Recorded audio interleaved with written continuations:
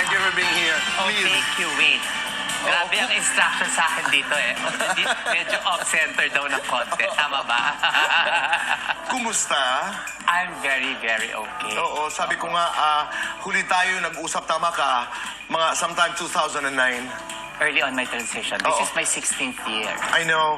Yeah. Early on, yes, during transition. Pero may mga klase ng kaibigan, Bibi, na kahit hindi magkita, magkaibigan. Oo. At halos lahat ng kaibigan ko ganun. Totoo? Oo. May ganun, no? Meron. Sa lahat nung, the past 16 years, hindi madali.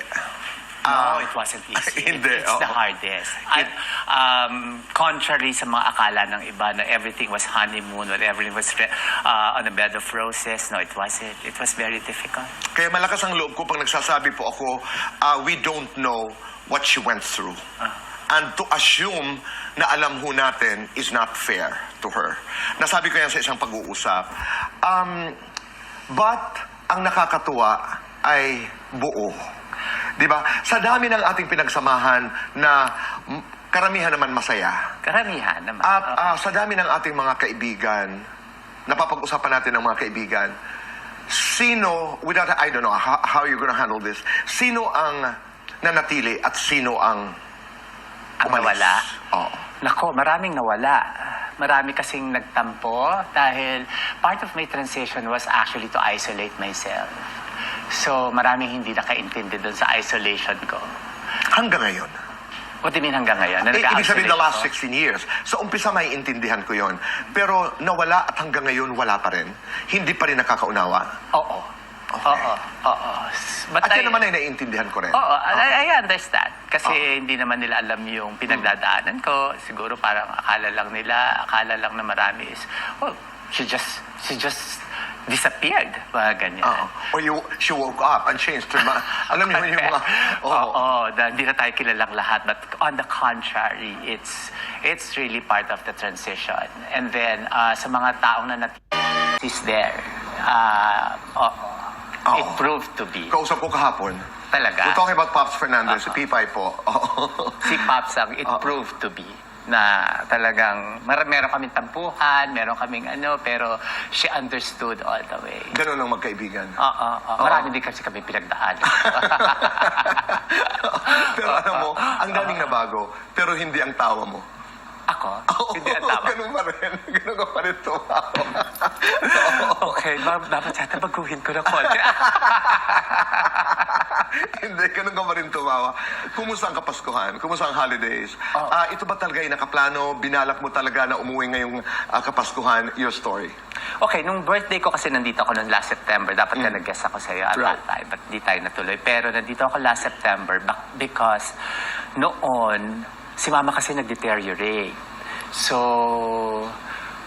hindi na siya masyado nagsasalita. So sabi ko, teka, uuwi ako. And then, umuwi ako nung si Robin naman, sabi niya, sige, umuwi ka dito ka lang mag-birthday. So sabi ko, sige, uwi ako. So pagdating ko dito na September, nag-uusap kami ni Robin. Sabi niya, hindi kami, usually kasi lumalabas ng bansa sila, Robin. Sabi niya, hindi muna kami lalabas ng bansa para kay Mama. Sabi niya, kung gusto mo, uwi ka. Pero hindi ako nag-confirm kasi I'm studying now. So, usually naman, ang term kasi namin sa school is like every month. So, wala talaga kaming break. So, siguro longest break we can have is like 10 days, which is very, very short. Right. So, pero nung towards na malapit na, nag-uusap kami ni Robin, sabi niya, umuwi ka. Oo. Para makasama si Mama. Kaya nga off-cam, sabi ko nga, na-emotional ako dahil binantayan ko nakita ko yung pag-alis niyo. No, let's go to the coming home. Yeah. Alam mo, nakita ko nung kinakausap mo si Mami Eva, and Ma, nandito na ako. Ano yung, and she was not reacting, and she was just there. Ano yung, what was playing in your mind? In my mind? Kasi, it wasn't even a surprise to me anymore. Kasi every time I would talk to her on the phone, she would ask yung caregivers niya, sino siya? And it would break my heart. And I would tell my friends sa America na, I think it's the most painful na yung pag sinabi ng mama mo na sino ka. Sobra. No? So, sabi ko, teka, uuwi ako. Pero sinurprise ko siya. Kaya hindi niya, talagang hindi rin niya alam. Tapos sabi ko pa doon sa mga caregivers niya, meron akong darating na package ha, abangan ninyo. Hindi nila alam ako yung darating. Kaya sinasabi nila kay Mama, Mami, meron daw darating na package from Bibi. Ganyan. Hindi niya alam na ikaw. But the day before that, may kwento na nakatingin lang daw sa bintana si Mami Eva at parang may iniintay. Yeah. Kasi may mga bagay talaga, pinagdaanan ko yan Bibi. Sabi ko nga sa'yo, pinagdaanan ko yan sa aking nanay ng matagal na panahon. Kaya nakarelate talaga ako ng todo yung pag-alis niya sa Taiwan, pagsakay sa aeroplano, pagdating doon. At nakakatuwa dahil si Binoy, ikaw, natutuwa ako makita ng tao na mahal niyo ang inyong ina. Pero tanong, sa iyong buhay, naging ano ka dahil sa nanay mo? Ako? Yeah. I became very independent. Dahil sa mama ko. Kasi, Because she's very strong. Because she's very strong. Mama, nanay at tatay namin siya. No? Although nakikita man namin ng papa namin, but she was very strong para sa pagdidisiplina sa amin. And so, nakita ko yon. And then plus the fact also, I think she gave me ako kasi yung parang laging naaasahan niya pagdating sa ako yung namamalengke, so nag-i-enroll ako sa sarili ko, ini-enroll ko si Robin, and giving me that kind of trust at a very, very young age. Of course, I never thought of this before. But now that I'm in the States and living my own life, doon ko lahat binubunot yun. But there was a time, because, I mean, you are very close to me. I'm very close to your brother. Takot kayo sa nanay niyo? Takot. Kita mo naman hanggang ngayon. Correcto. Di ba? Hanggang ngayon. Bakit? Pati si Binoy eh. Oo. Lahat kami. Di ba? Pag dumating, pag nagsalita, yun. Kasi nga, she made sure na hindi siya taken for granted. Yung talaga, kapag sinabi niya, sasampalin kita, isasampalin ka talaga niya. Hindi siya yung nanay na papagalitan ka, tapos bibigyan ka ng chocolate after. Hindi siya ganun. Katulad ng sabi mo nga, this is not an excuse. She was both the mother and the father. Binoy, talking about Robin, kumusta ang inyong relasyon? Ang relasyon ni Binoy sa iyong kambal na si Rustom at ang relasyon ni Binoy kay Bibi. I mean, ikumpara mo nga. Malaking difference kasi si Robin at si Rustom are brothers. So they treat each other as brothers, and then ang pinakamalaking pagkakaiba, tinitrato ni Robin si Rustom as kuya. Ngayon, ang relasyon ko kay Robin is brother and sister. Ramdam na ramdam ko yan kapag kasama ko yan. Kapag nasa pila kami, ladies first. Nagpunta kami sa mosque sa Taiwan, hijab ako na pumasok doon bilang babae. At nare-recognize na lahat yun. Itong lahat ay ibinibigay na at recognized na ito ni Binoy. So he's treating me as a sister now, more than a brother. And then also, dahil iba na yung personality, parang tinatrato niya ako mas batang kapatid. What was that process like? In the beginning, hindi ka agad naintindihan yan ni Robin. Oo, di ba? There was a time ayaw niya ako makita. Right. Ayaw niya ako Saan nag-pivot? Kay Mama. Okay. Kay Mama. Mariel, kumusta kayo ni Mariel? Si Mariel is, I think, with all due respect sa mga naging karelasyon ni Robin, I think she is the best thing that ever happened to Robin. As far as yung relationship is concerned. Very swak silang dalawa, and she's also very loving as far as kay Ma'am. She is. And then, your brother, Royet, passed on. Was it last year? No, it's 4 years ago. 4 years ago. Pero hindi ka, nakauwi ka ba? Hindi, parang hindi ka nauwi. No. You know, in the pre-interview, I was told that you said in an article that he was the big brother you never met. Anong ibig sabihin? Because I was never close to him. Parang hindi ko siya nakilala bilang yung tao na hindi kuya, kundi yung tao. Kung anong klase siyang tao, at hindi kami nakapag-usap ng tungkol sa mga bagay ba? Sa mga aspirations niya, frustrations niya. We never went that far. But if you were to tell him, I mean, he's just there. I mean, naniniwala ako that somehow they listen to us. Yeah. we're not alone in this world. Kung meron kang ilang sasabihin sa kapatid mong si Royet, Bibi, anong sasabihin mo sa kanya?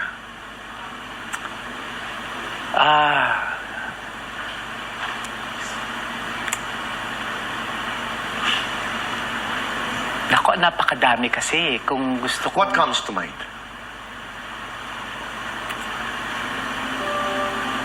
I wish I could, hindi ko kasi masabi yung kung ano, pero ang gusto ko sabihin is,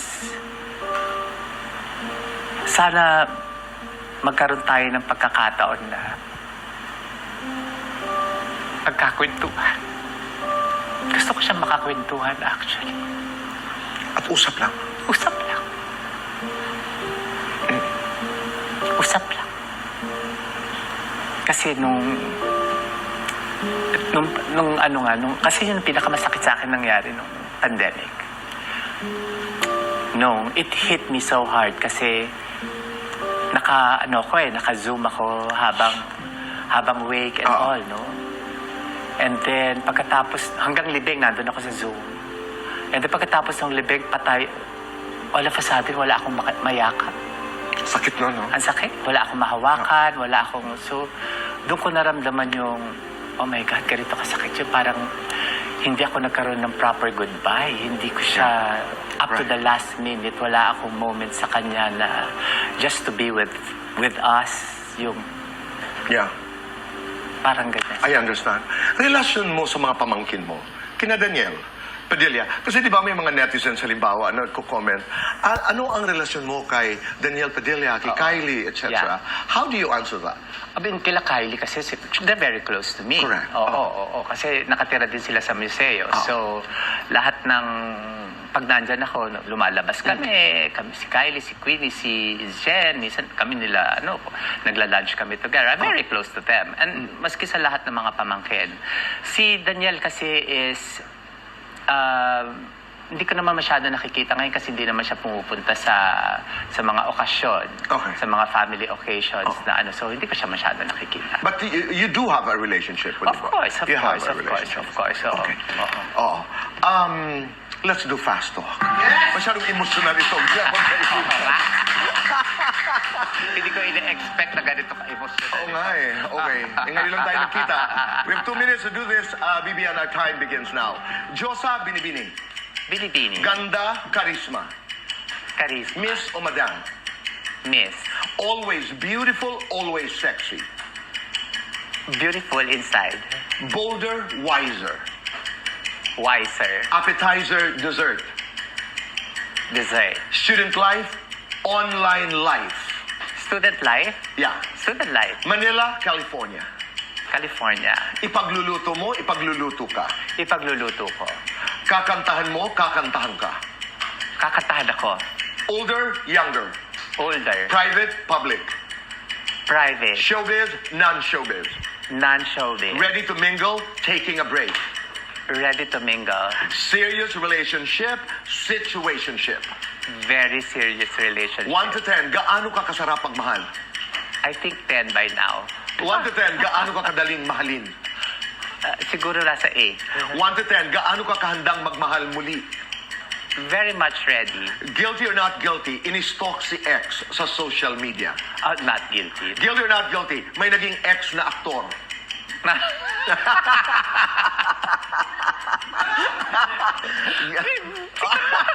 Huwag mo ituro. Sagutin mo. Guilty or not? Guilty or not guilty? Pumatol sa basher. Oo, guilty. Guilty or not guilty? Nag-DM kay crush. Not guilty. Guilty or not guilty? May nagpapakilig ngayon. Guilty. Lights on or lights off? Lights off. Happiness or chocolates? Alam ko na. Parang chocolates after happiness. Okay. Best time for happiness? Best time for happiness? Yes. Marriage. Complete this. This 2025, I am ready to... Fly. Oh. Alam mo, pinapanood kita, namimiss kita kasi hindi personal, pero pinapanood kita, parate, nagluluto ka. At napapansin ko, hindi pang isahan ang niluluto mo. Para kang nagluluto na may kasama lagi. Exactly. So, bilang isang kaibigan, ang tanong ko, Billy, ano ba ang lagay ng puso mo ngayon? That's una. Pangalawa, I know you're in school at the LA Film School. Yeah. Ito ba'y paghahanda ng isang karera muli sa showbiz? Not necessarily as an actor. Ano ang kwento dito? Ang kasagutan po sa pagbabalik ng Fast Talk with Boy Abuga. Ng iyong tahanan, ng iyong bahay. Thankfully, wala ako dun sa hills. So, I'm right in the middle. Kung ito yung downtown nandito, No. tapos nandiyan ang hills, Okay. no? So, wala naman Praise God. nangyayari. Correct. Oo. But a lot of my friends and instructors are actually affected. So, I'm really praying hard. Plus the fact, I was just talking to my instructor this morning and yung air, ang problema ngayon yung air quality. Tama. Oo. No. Dahil sa sunog na. Of course. Okay. Pag nagluluto ka, sabi ko, ang dami-dami niyan. Parang hindi naman siya mag-isa. Meron bang iba? Meron na bang kasama? At meron na bang nakasulat sa iyong puso? Ito Okay. aaminin ko sa ito. I mean, nagluluto kasi ako talaga para maramihan na kasi yun. Yung lalagay ko sa freezer, parang comfort food na yan. Okay. Hirap kasi magluto Okay. pa isa-isa. Pero deep in my heart, kanina nagtanong ka, di ba? Magluluto, ipagluluto ka. Pero nagsasanay talaga ako. Minsan kunyari, iniisip ko mga anak, ready na tayo kumain, tawagin niyo na si daddy. Ano ka. Pero, you know, that's how, ganun yung mental state. Pero may ko pag nagpaparamdam. How happy is your heart? Ready to mingle? Yeah, ready. I think I'm ready to mingle, but hindi ko rin naman minamadali. Sa bagay. So, parang steady lang ako kasi unang-una, parang I don't know if I'm actually ready for a serious relationship because I'm in the middle of itong ang pag-aaral and everything. Take your time. Take your time. Yeah. And you're taking up Entertainment Bachelor business. of Science and Entertainment Business Management. Paghahanda yan para sa anong karera? For producing. I want to be a creative producer Okay. and a creative director. And also that was the reason why I went back to school. Kasi part yun yung sinasabi kong mahirap sa transition. Because when I started transitioning, yung potential ni Rostom, wala na lahat yun. Right. Full-time ka. Full time. I know. Paano ka nabubuhay? You're not working. Di ba? Yes, Because yes, I know, yes. hindi ka rin tumitigil sa kahanap buhay. Di ba? Correct. Now, you're full-time. There was a time I was parang working student pero umabot sa point na hindi ko na kaya. Oo. So I stopped. So medyo galing lahat sa savings. Oo. At parati ko sinasabi yun. Oo. Marunong to mag-save. At saka, kuripot yan. No, but you save. You know, Yes, people don't realize this, but I know you. Pero kasi kailangan it proved to be. Kasi wala kang huhugutin. Tama. Di ba? Kaya nag-aral na ako bago pa maubos ang lahat. Oo. Nag-aral na ako and then to be self.